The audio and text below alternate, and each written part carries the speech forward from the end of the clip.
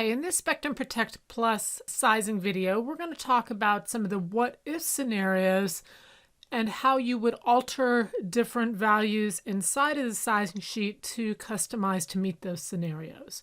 Let's first look at if your network's not large enough and you need to change the backup replication duration to a longer period of time. Let's take a look at the first example. Here underneath the sizing results, you can see that our peak VSnap front end rate for our 3-year projection is going to be 4 gigabytes per second. Now that is going to be spread across 3 VSnaps, and we would have the peak VSnap front end rate of being 1.3 gigabytes per second for each of those. So if our network cannot handle that, the first thing we can do is look at changing the duration of our backup. So for instance, under our VMware environment, if you went underneath the silver and you went up to the backup duration, it's currently set as 8 hours per day. So we could change that duration, for instance, to 14 hours. And now if we switch back to the sizing results, you'll see that we now require a peak VSnap front end of 2.7 gigabytes per second.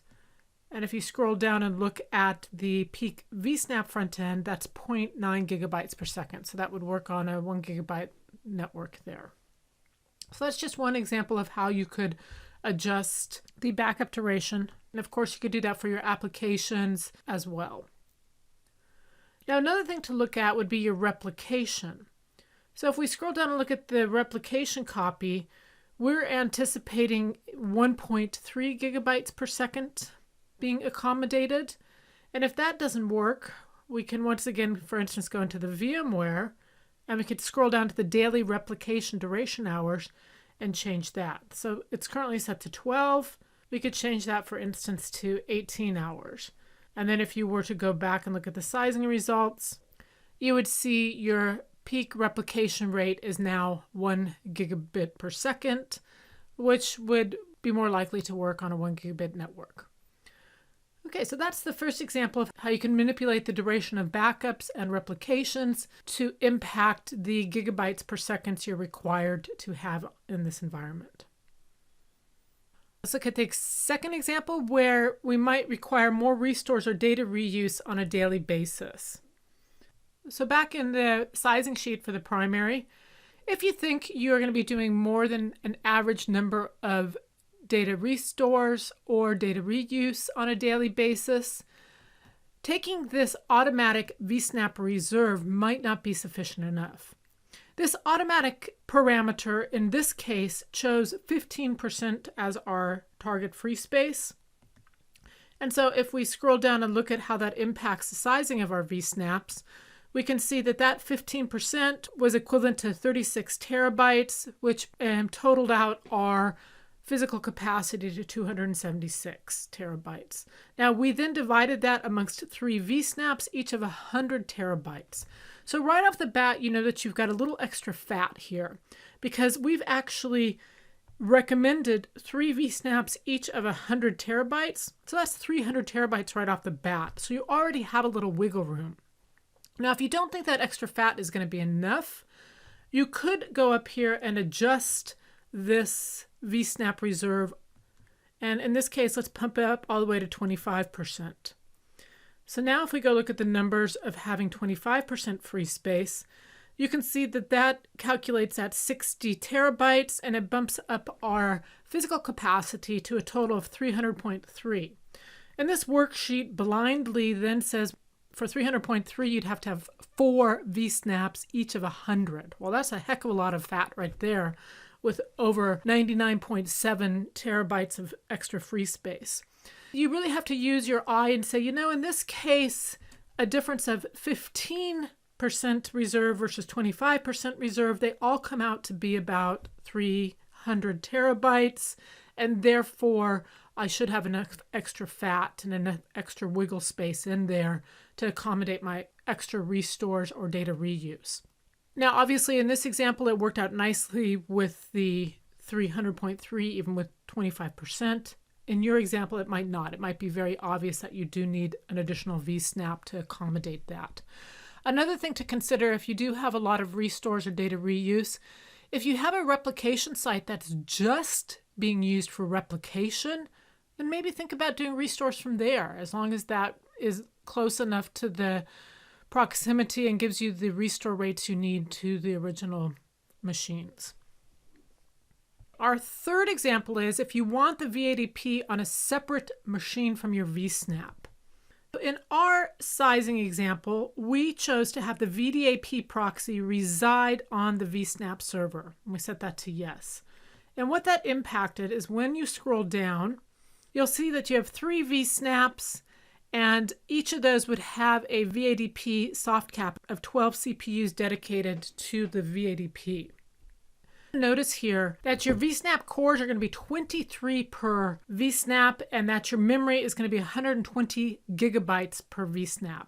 If you do the math, you're going to end up with 69 CPUs and 360 gigabytes of memory total. So let's go up and put the VADP proxy on a separate machine and see how that impacts our environment. Now if we scroll down, we see we still have 3 vSnaps, and each of those vSnaps is going to have 11 CPU cores. So that's a total of 33 CPU cores. And the memory is 112, which is a total of 336 gigabytes of memory for the vSnaps. Plus you have one VADP at 12 CPU cores with 8 gigabytes of memory. We end up needing a total of 45 CPU cores versus the original 69 when we had a VADP on each of them. And we end up with a total of 344 gigabytes of memory versus the 360 that we needed when we had a VADP on each of them. Another thing you could consider here is that you could do one vSnap that had a VADP on it with the original numbers on each of those of 23 CPUs and 120 gig of memories. And then the other 2 would just have these memory capability and these CPU cores on them. So do look at the fact of how many VADPs do you really need? Are you allowing for extra growth, or does it suffice to have a single VADP out there and then the vSnaps on different entities? The fourth scenario is the impact of changing the vSnap size and what that does to reduce or increase the number of vSnaps itself. So if you remember, we chose the preferred vSnap size to be automatically chosen for the best performance, and we ended up with a vSnap pool size of 100 terabytes. If, for instance, you decided, what would happen if I chose, instead of a 100 terabyte vSnap, to have a 200 terabyte vSnap. Now if we scroll down and look at the results, you can see that with a 200 vSnap pool size, I only need 2 vSnaps. So even though you'll need 400 terabytes of space, it is going to reduce the overall amount of CPU and the overall amount of memory you'll need in this environment. It will be at a trade-off of the gigabytes per second that are going to be required for each of those vSnaps. And so if that individual vSnap cannot handle 2 gigabytes per second at the backup rate, then you might have to look at either one, going and increasing the time frame for doing the backups, the duration, or going back to having more vSnaps available. For number 5, we're going to look at the impact if you keep replication for less time or if you offload more data to the cloud. In our original business requirements, we were going to replicate all the data on a daily basis and keep it for 30 days on the secondary location. And then the replicated VMware data would be sent on a weekly basis as an offload to Cloud Object Storage and kept there for 180 days. So what happens if we change these parameters? In the sizing sheet, if we scroll down and look at the amount of data that has to be replicated, currently that's going to be 584.5 terabytes of data. And you can also see that for object storage, we will require 788.5 terabytes to be offloaded to cloud object storage and a 5.5 gigabyte per second link between the replication server and the cloud object storage itself. So for instance, if we go into the VMware numbers that we entered, instead of replicating on and keeping 30 days of data at the replicated site, what if we only kept 7 days worth of replicated data there? If we go and look at the sizing results, you can now see that instead of 584.5 terabytes, we are only managing 352.7 terabytes of data on the replication server. You'll notice that the amount of data being sent to the cloud did not change in this case.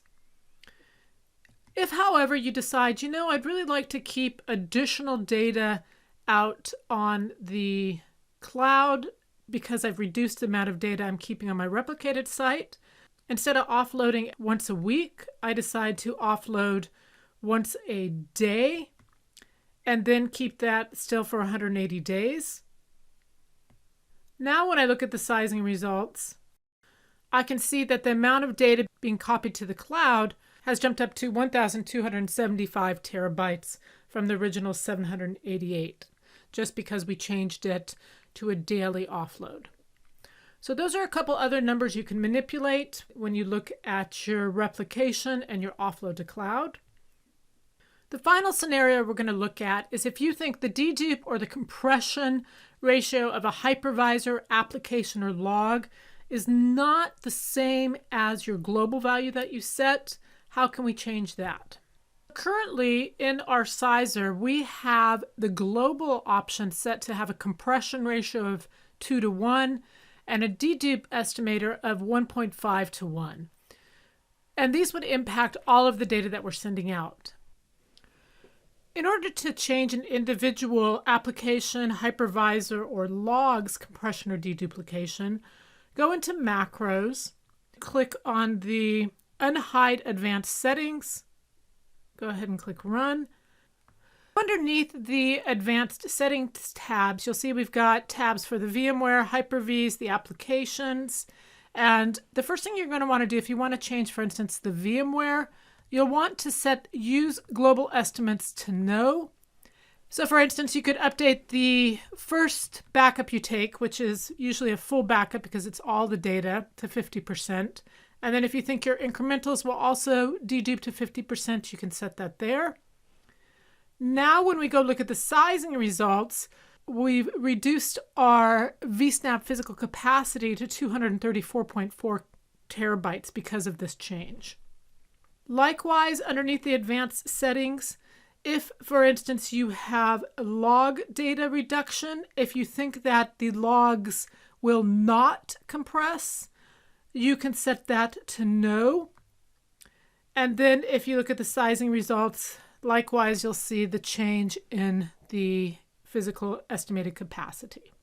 So in summary, I've walked you through some scenarios where you can further customize the sizing spreadsheet to meet what-if scenarios that you might encounter when you're sizing your Spectrum Protect Plus environment.